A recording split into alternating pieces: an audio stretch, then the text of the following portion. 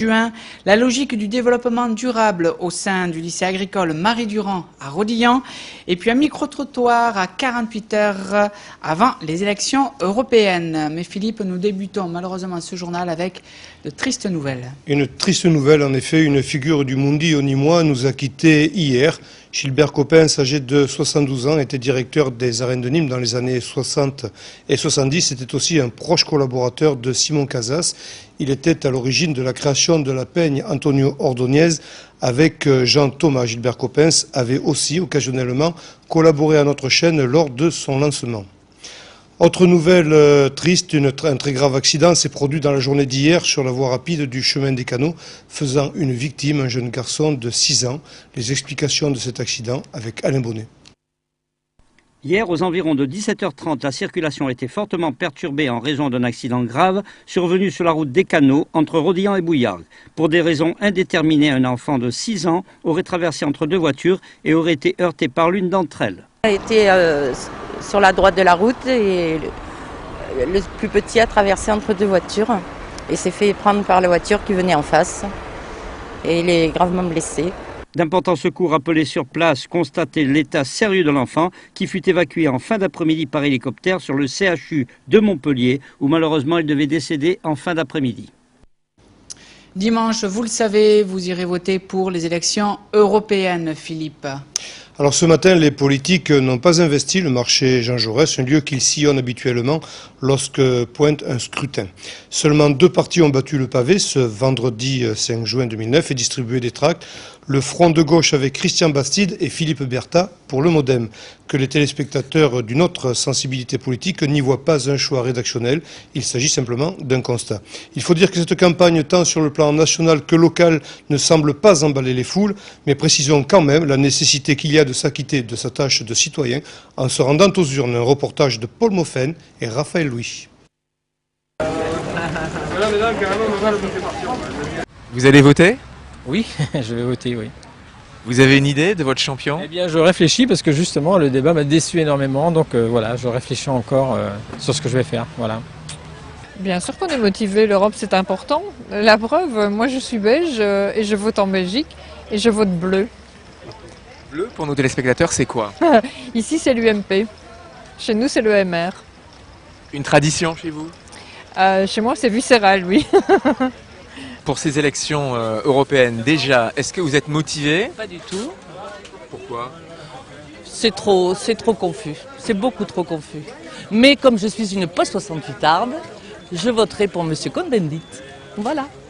Ces élections européennes, est-ce qu'elles vous ont passionné et est-ce que vous allez voter ? Pas du tout. Toute la famille n'ira pas voter. Tant que nous ne ferons pas une Europe à égalité, c'est pas la peine de faire l'Europe. Qu'est-ce que vous voulez dire ? C'est-à-dire que, je prends un exemple, s'il vous faut 2000 euros en France, il faudra 2000 en Espagne, 2000 en Italie, 2000 en Allemagne, les mêmes charges, là on est d'accord. Sur ce marché, chaque fois qu'il y a des élections, des partis politiques ont l'habitude de venir, c'est je crois aussi normal, c'est citoyen. Pour cette élection, c'est vrai que c'est particulier, d'ailleurs on rencontre très peu de partis politiques. Pour nous, en tout cas le Front de gauche, ça fait plusieurs semaines où nous sommes présents. Et nous sentons bien que, en tout cas dans la population nîmoise, il n'y a pas un grand intérêt dans cette élection. Philippe Berta, sans langue de bois, est-ce que vous sentez ici une réelle motivation à 48 heures du scrutin ? Sans langue de bois, aucune.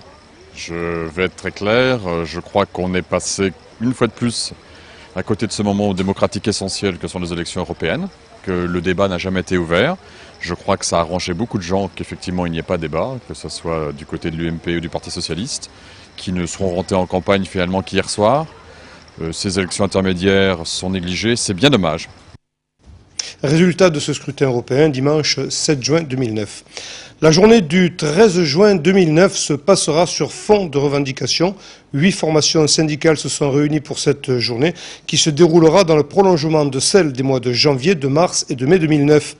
Une série de revendications a été ratifiée par les syndicats participants. Des manifestations seront organisées prévues à Alès et à Nîmes. Des précisions avec Alain Bellon. Le samedi 13 juin sera revendicatif dans toute la France. À Alès et à Nîmes, 8 syndicats seront présents et défileront unitairement sous le même mot d'ordre. La crise, c'est eux, la solution, c'est nous. Depuis le début de l'année, nous sommes dans un front syndical commun important, historique, sur la base d'une plateforme revendicative sur salaire, emploi, services publics, protection sociale.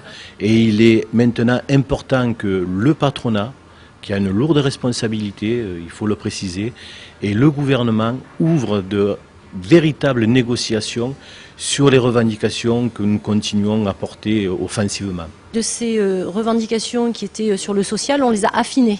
C'est-à-dire que ce n'est pas un catalogue que l'on présente aujourd'hui, ce sont toujours les mêmes revendications sur le social, pour bien peser sur le social aujourd'hui, sur la prestation, sur la protection sociale, sur l'emploi des jeunes, sur le chômage, l'amélioration du chômage partiel, etc. Ce sont toujours les mêmes revendications, mais affinées, plus pointues. Ce que nous constatons en ce qui concerne effectivement l'encadrement, c'est que souvent nous sommes sollicités. Mais malheureusement, il n'y a pas la contribution, la rétribution du travail effectué. Et il est vrai que la classe moyenne ne trouve pas son compte dans les avancées qui ont été proposées. On se sent un peu mis à l'écart. Et il est vrai que maintenant, nous attendons de la part du gouvernement des réponses concrètes en matière de pouvoir d'achat et de perspectives également de carrière pour l'encadrement. Il a été lancé une pétition reprise par les 400 bases syndicales gardoises. La manifestation aura lieu le 13 juin et démarrera à 10 h, place du Taureau, boulevard Jean Jaurès. La logique du développement durable, voilà un thème qui intéresse de nombreux étudiants, Philippe. Un mot très à la mode et une mode qui se propage. La région Languedoc-Roussillon sensibilise les lycéens à la protection de l'environnement avec son programme Lycée 21.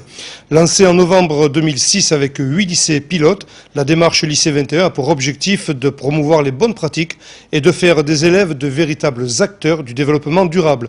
Un reportage de l'indispensable Sophia Albaric et du non moins sémillant Raphaël Louis. Parmi les 48 lycées candidats au lycée 21, le lycée agricole Marie-Durand de Rodilhan souhaite faire de ses élèves et de son personnel de véritables éco-citoyens en les initiant aux principes de base du développement durable. L'objectif principal, c'est d'associer tous les partenaires de l'établissement, la direction, les élèves, les enseignants, mais aussi le personnel TOS de la région, du conseil régional, sur une dynamique commune, des actions communes de développement durable dans l'établissement. Moi, l'année dernière, j'étais pas dans ce lycée et il y avait ce qu'on appelle les éco-délégués. Donc, c'est des délégués qui s'occupent de la formation des élèves de sa classe pour l'écologie, donc tout ce qui est recyclage, etc. Le lycée a décidé de travailler sur les filières qui sont liées à son secteur professionnel. C'est le cas pour l'agriculture, l'eau, l'alimentation, mais aussi pour l'énergie et la biodiversité. Différentes thématiques sont déjà explorées dans le cadre de la démarche Lycée 21, notamment en matière des déchets. Toutes les classes sont mêlées aux actions. Si on prend par exemple l'action compostage qui est liée au compostage des déchets verts, ce sont des classes de BEP travaux paysagers qui sont des futurs paysagistes qui sont associés à cette action pour que, à l'avenir, ils ne brûlent plus les déchets verts qu'ils vont produire chez eux, mais qu'ils les compostent et qu'ils s'en resservent comme un engrais.